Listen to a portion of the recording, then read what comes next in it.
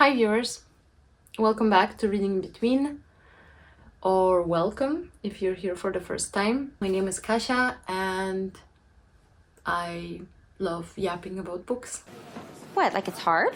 Today I'm gonna try something different. Initially I didn't really think that I will go in this direction on this channel, but I thought I would try it. And I actually decided to try it with The Vegetarian. I have this lovely edition of the Polish translation of The Vegetarian by Han Kang, and the translation is by Justyna Najbar-Miller and Choi Jong-in. Because it is translated also in the English version, and this one is translated directly from Korean, I thought I would go for the Polish version. I love the cover. Apparently, I heard from my friends who already read the book, some parts of the cover, some elements of the cover don't really make sense, but let's see. I must say I have read like a few pages of the book 2 days ago. Yeah, I kind of forgot that I wanted to record this before I read, so I hardly know what the book is about. But I thought I would do it in this way, that I talk to you now, I tell you what are my expectations going in, then I record something midway through. And at the very end, I will give you spoiler-free review, as much as I can at least, and then a bit more elaborate review that may include the spoilers. I'll also include some snippets of what I was doing while I was reading it, because here, where I am in Vienna, Austria, the next few days is a longer weekend, so I'm definitely gonna do some stuff at home as well. Yeah, I'll show you my pet hamster. If this is another reason to convince you to stay and watch, yeah, stay and watch. Okay, so what do we know about the book and about Han Kang? Han Kang has become much more widely known, I think, after last year's Nobel Prize in Literature that she received, and she received it for, and I'm quoting, for her intense poetic prose that confronts historical traumas and exposes the fragility of human life. This speaks to me very much, and I'm very interested in looking into her works. This will be the first book that I read that was authored by her. And The Vegetarian is a story that I feel like will enrage me. I've read literally 5 or 10 pages max, and I was already so pissed. It's quite an interesting premise, because it's a story of a woman that makes a decision to become a vegetarian, and it's a story about why she makes it and how it affects everyone around her and how they react to this decision. As far as I know, it's written from the perspective of the people who are close to her. The description on the book says that Young-hae and her husband are leading a very ordinary life, and then after having some nightmares, Young-hae decides that she will stop eating meat. And of course, this is quite culturally unusual in South Korea. So her decision is met with a lot of resistance and a lot of shock. And then basically it says it will take her to some unknown regions and start some very deep change in her. The thing is, this description is very mild. I mean, it's already making me angry, but on the other hand, I don't think it really gives the vibes that the book gives later on, because I heard it does get quite scary, it does get quite weird, it does get quite intense. I actually had a look at some of the reviews on Goodreads just to, you know, get myself hyped about this even more. Recently, 2 of my friends read it and they both gave the book 5 stars. And also a bunch of people that I'm talking to on Bookstagram have been really speaking very highly about this book. So one of my friends wrote, "I'm deeply disturbed and equally mesmerized by this book." And I'm not gonna read the further part because I feel like it's giving spoiler. But I am pretty sure it's gonna be intense. I'm pretty sure it's gonna be fascinating. That's what I expect. I want I want good prose, of course, I want that. I want to digest it, so I'm probably gonna read it in parts. I will split it. I got a warning that it can trigger some things for me, but let's see. I started to read the first part, let's say, and it was written from the perspective of her husband, basically just describing how Young-hae is behaving as a general wife. I don't know, how do I call this, like as a general wife? Basically, it was a description from her husband's perspective and how she is such an average wife. And I was already fuming. So I expect that the next part will be much, much more angry. So be warned. Let's see. Vegetarian, my first reading vlog. Thank you for being here. This is honestly a very uncharted territory for me.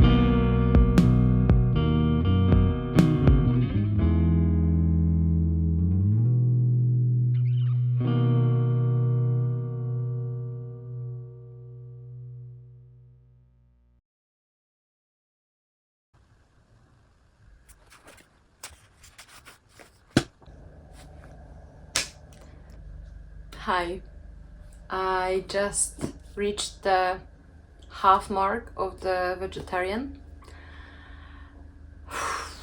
Wow, there is a lot to discuss.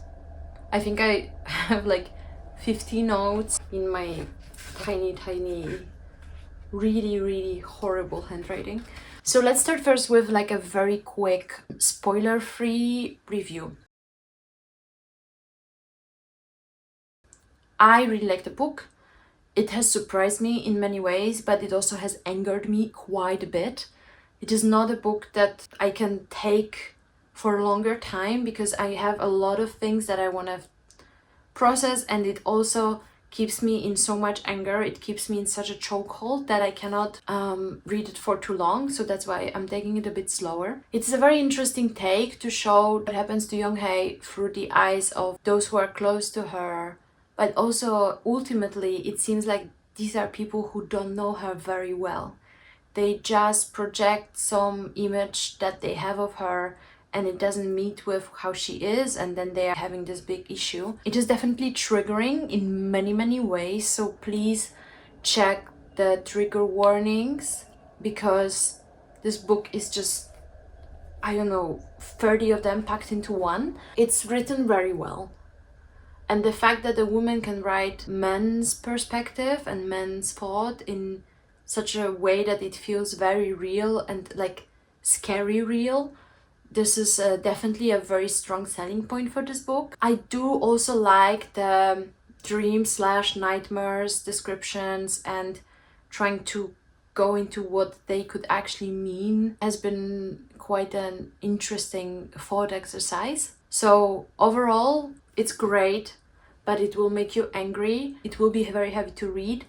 It may feel like it's nothing new in some sense, but it feels very important. I feel like half of this book is a quote that I could discuss, which is quite insane. I'm definitely gonna read the whole thing, but be careful about the trigger warnings. There is animal cruelty scene that is really awful. Keep that in mind. Now, I would like to discuss with the spoiler section a couple of moments. One is the whole bra discussion. That was extremely triggering for me. When he says that initially he thought that she's not wearing a bra as a signal for him, like as in a sexual kind of call for him. What the f? Then he says, well, actually, it wasn't a signal for me, but basically this means that she is either totally not caring about her looks or she's just simply lazy. And at the very end, he underlines that she's not attractive enough to walk around without the bra. I hate this guy. I hate this guy. Starting from the very first sentence, before my wife turned vegetarian, I'd always thought of her as completely unremarkable in every way. What in the actual... Like, this guy is just so pathetic.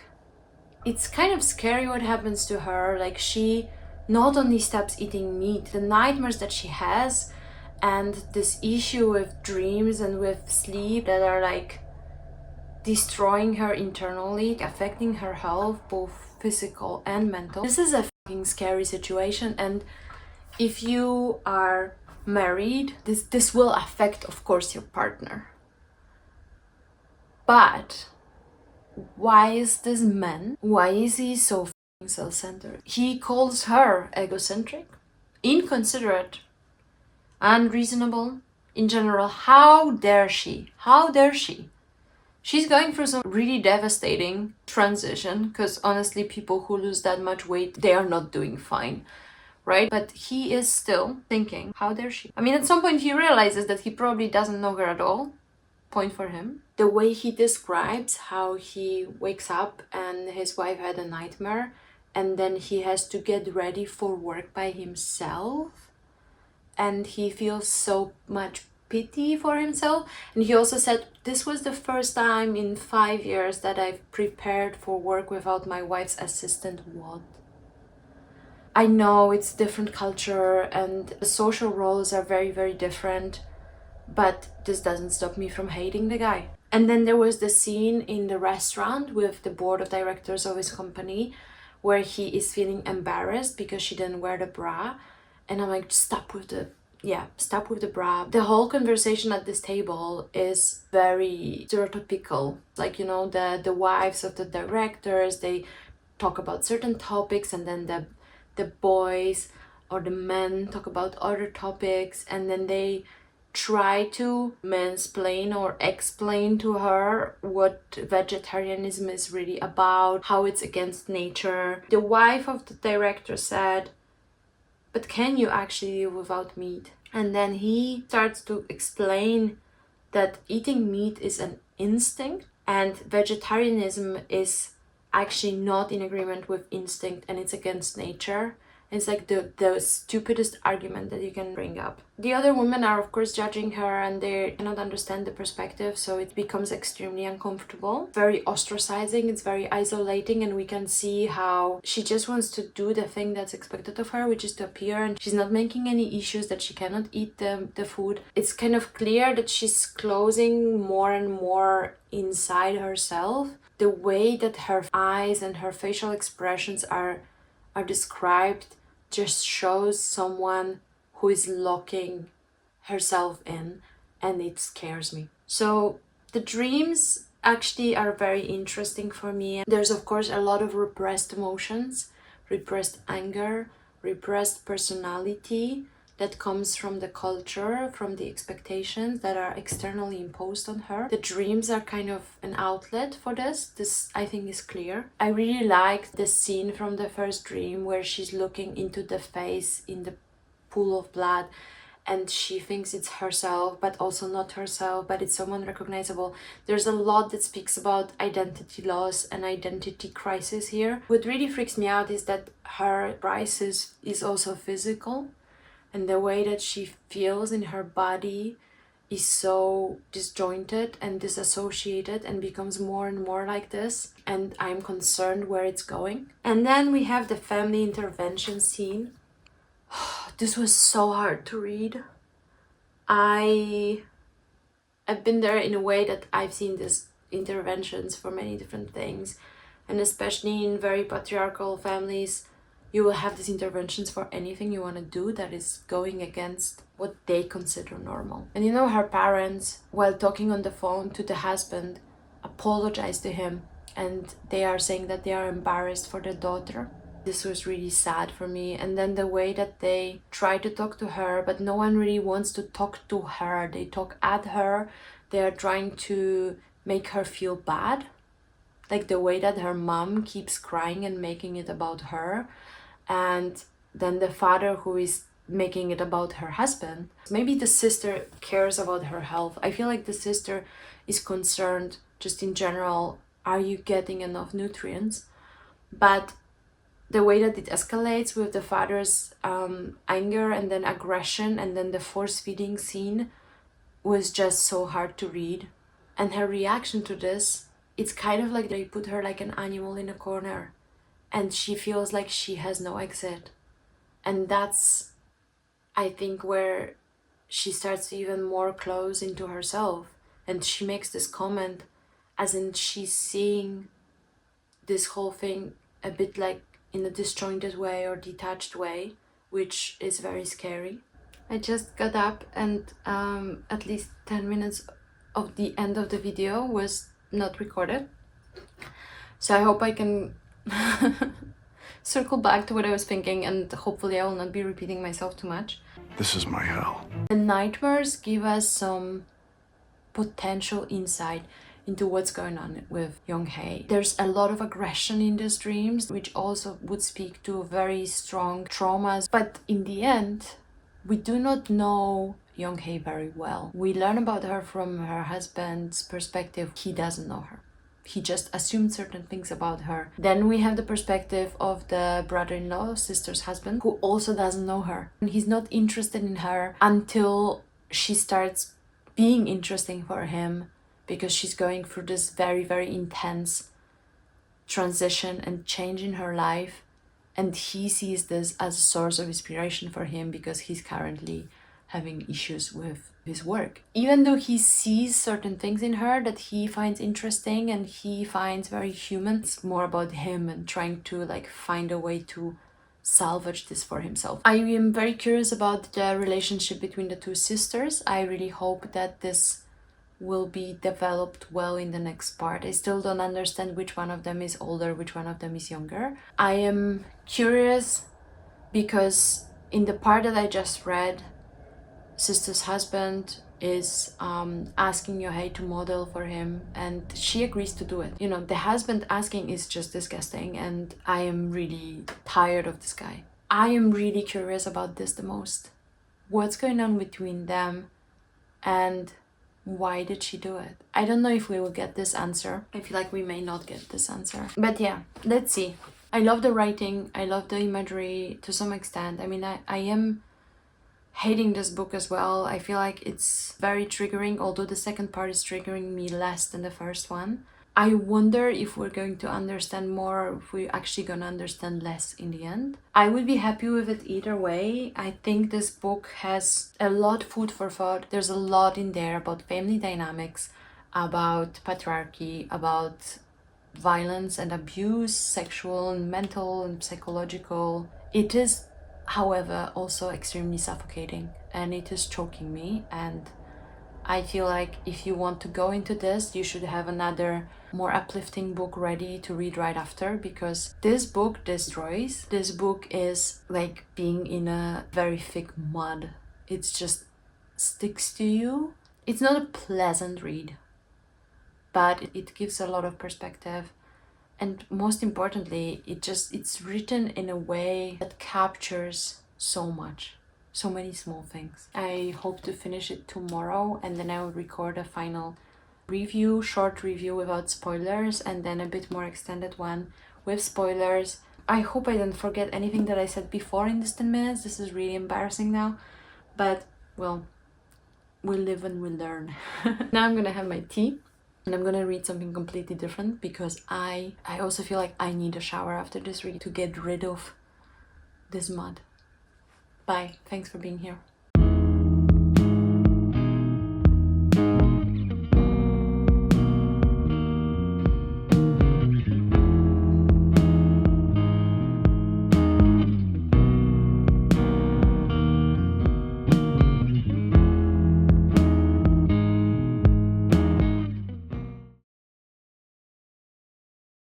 Welcome back. It's now time to share my thoughts after reading The Vegetarian by Han Kang, and it's been a couple of days, actually nearly a week, but I really needed some time to mull over ideas that came into my brain when I was reading it. I also wanted to discuss it with a friend. Honestly, this book took me to a very unexpected ending via a totally unexpected path. I have to say that based on the description of the book, I expected something completely different. Even based on the first part of the book, I expected something completely different. I expected that it's gonna be really a lot of very important discussion about societal norms and facing a lot of control and oppression as a woman, and that already felt very important to me. That was what made me want to read this book. It honestly reminded me and made me think about Kim Ji-young, born 1982, and I think the first part really could suggest that this is going to be the direction of the book. But then it really explored a lot of angles that I did not see coming up, and I loved that. So I thought I would start with a spoiler-free review, and then I would just go into bringing up some of the scenes that I found very cool, and here the spoilers will come out. Sorry about the knocks, it's my neighbors. The Vegetarian spans a very broad emotional range, taking you from anger through disgust to a lot of sadness, and it's a very moving book. So you can expect to really get into this haunting story. It's gonna stay with you, it's gonna keep you in a chokehold. It's very powerful in this way. I guess one could call it weird, but not in a very common sense of word weird that is used for the books. It's very original. It's very lyrical as well, in a very condensed form. Makes it very hard to read it in one sitting. At least for me, I needed 3 sittings to finish this book. A lot of this book feels very dreamlike, very surreal. I mean, it deals with dreams and nightmares in general, but just some of the imagery that comes up feels very surreal and dreamlike. The premise itself is very, very strong, especially for women readers, I think, because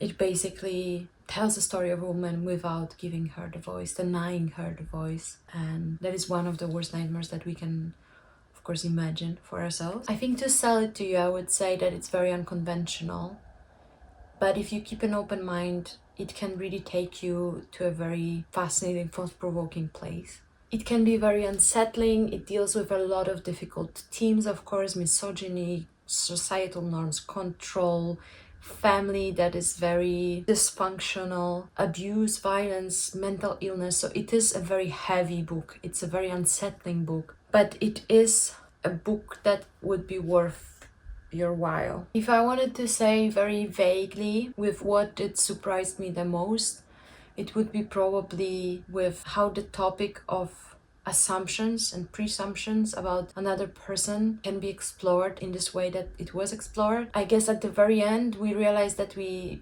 really don't know and don't have a lot of answers, and that is not something that maybe I would have expected at the beginning. There's a lot of struggle in this book, also for the reader, I think. A lot of questioning, a lot of self-questioning as well. It kind of turns the mirror back on you, and I think it's great when literature does this. And I think the very strong, powerful aspect of Han Kang's prose is the ability to really capture the psychological aspect very well. And even though 2 of the point of views that we get to see are male, they are strikingly well represented. There is another angle to reading point of view of a man who is just making you angry and knowing that it's written by a woman. it makes it even more powerful. So I highly recommend The Vegetarian. I'm curious, what were your thoughts? I hope this spoiler-free review convinced you, and now if you've already read it or if you just want to hear more, stay for the more in-depth stream of thought or whatever.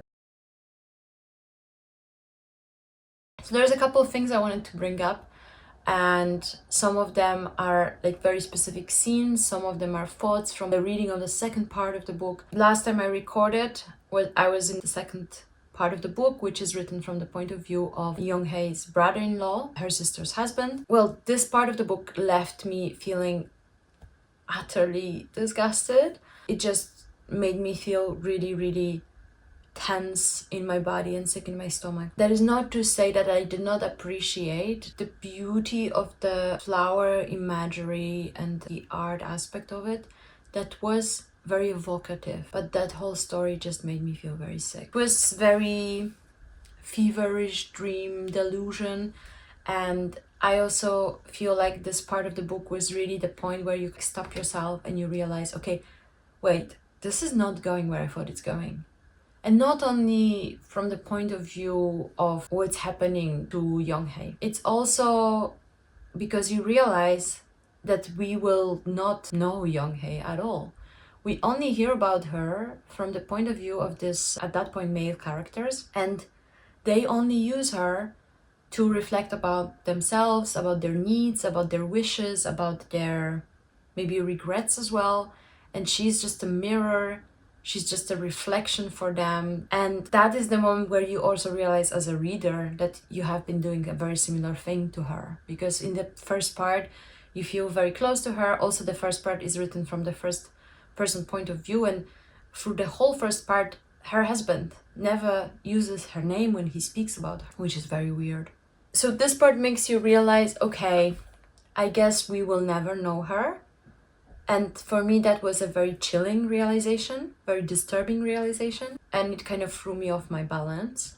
And what I also liked about this part was that the brother-in-law, throughout his whole story, he has a certain feeling of pressure and of need that he needs to satisfy, and he keeps talking about how he's suffering because of this.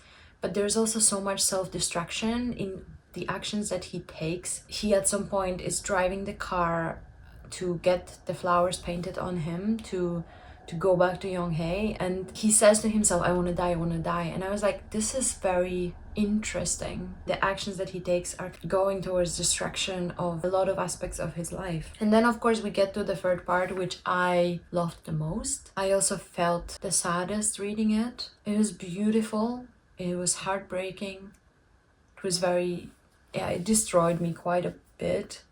I think the fact that I'm also a sister and also an older sister made me kind of like a little bit triggered right at the beginning. Also the fact that Young-hae's sister, In-hae, she is very responsible. She is the caretaker of the family. She is the one who is fulfilling all of the expectations, and I felt like it resonated very strongly with me. And her struggle of trying to help her loved one but not being able to understand what is going on and trying to fix things where things seemed unfixable.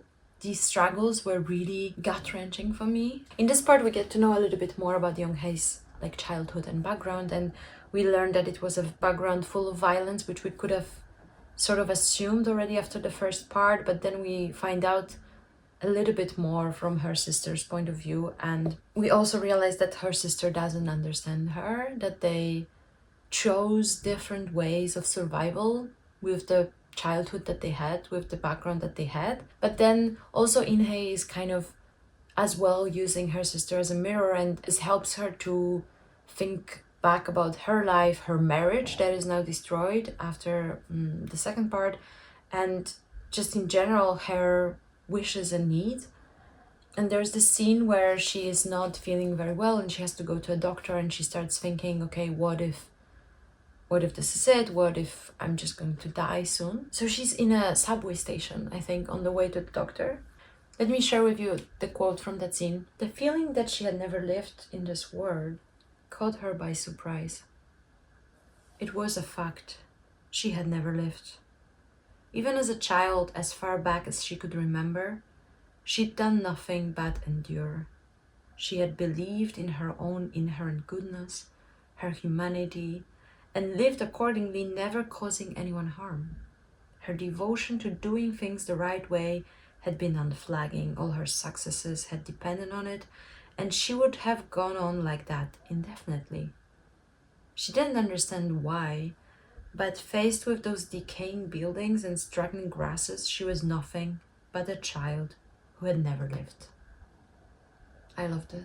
This unsettling, haunting feeling, and also this like familiar feeling that it evokes. It's kind of scary, honestly. I like that even in this part we get to see In-hae showing her love for her sister through food, as when she's bringing her the vegetarian options of food to the mental hospital. She's still trying. This is the language that she understands, and this is how she's trying to give her the love. And then when Young-hae decides not to eat anymore, and she's very resilient, and also she puts a lot of resistance against being fed. Initially to In-hae, this seems like rejection of her love and her care and her feelings, and it causes a lot of turbulent emotions. It's quite tormenting for someone who feels responsible for others, and to realize that there is a limit to what you can do, and also admit that you cannot understand what is going on. The scene when the doctors are attempting one last time to insert the feeding tube and she's fighting and struggling, like fighting against it. It was a very powerful arc to the scene with her father trying to force feed her meat at the family dinner in the first part. And I think In-hae's realization in that scene, like initially she wants them to succeed because she wants her sister to live, but then she realizes that this is the moment where she can actually like say something. And then when she asked them to stop, it was a very strong and very evocative moment for me. And then the very end left me with a lot of questions. Of course, we don't get very clear answers, and of course we start thinking and contemplating whether we can really ever know another person, or are we just also stuck in this mirror and reflection projections on other people in our life, which I think to some extent is definitely true. I really hope this is not all that we do, but it is a very disconcerting thought, and I think that is where the strength of the vegetarian lies, to make you question yourself and question how you see other people in your life. To sum up, the vegetarian is delivering a lot. It delivers way more than it promises based on the cover, and there's plenty of emotions that you will go through while reading it, so please be mindful about the trigger warnings. It is a very high recommendation for me. I feel like it's a very unique book. It's a book that I will probably think about many more times in the future. One thing that I wanted to bring up at the end is the whole debacle about the English translation of The Vegetarian. I mean, first of all, I cannot really weigh in from my own perspective because I read it in Polish translation, but I thought it was interesting to have a quick look into this, and here's what is known about this. And long story short, a couple of years back, The Vegetarian got the Man Booker Prize, the international one, which is the award given to the author and to the translator for the English translation. And a while after, a discussion started. And there were some people who started to question how close and how literal of a translation the English translation of The Vegetarian is.